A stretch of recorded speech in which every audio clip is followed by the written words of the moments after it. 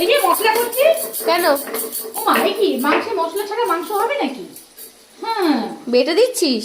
হ্যাঁ, তা বাটা ছাড়া কি? বাবা এখন তো সব জায়গায় দেখি মিক্সিতে পেস্ট করে দিয়ে দিচ্ছে। সব জায়গা বলতে কেন? কালিদি ওই হোটেলেই মিক্সিতে পেস্ট করে দেবে। কালিদি তাই করে। কালিদির কথা বলিস না তো, ও কতগুলো গুঁড়ো মশলা ভিজিয়ে জলের মধ্যে সবাইকে বলছে মশলা পিষে দিচ্ছে। তোরা কি দেখেছিস আমার মতো এরকম মশলা পিষে দিত কালিদি রান্না করুক তো, তাহলে বুঝবো। আমিও তো গুঁড়ো মশলা বাজার থেকে কিনে এনে যদি পিষে জলে ভিজিয়ে সবাইকে বলি যে আমি মশলা বাটলাম, সবাই তো তাই বিশ্বাস করবে বল? ওনাকে কোনোদিন দেখেছিস তোরা বাটতে? তা তো দেখিসনি। তো তুই কি বলতে চাইছিস? কালিদির মটন কষা ভালো না? ভালো মন্দ আমি সেটা বলছি না, নিশ্চয়ই ভালো, তবে এইরকম মশলা পিষে রান্না করা তার টেস্টই আলাদা, বুঝলি? টেস্ট করেছিস কালিদির মটন? না না বাবা, আমার জন্য টেস্টটা করতে হয় কালি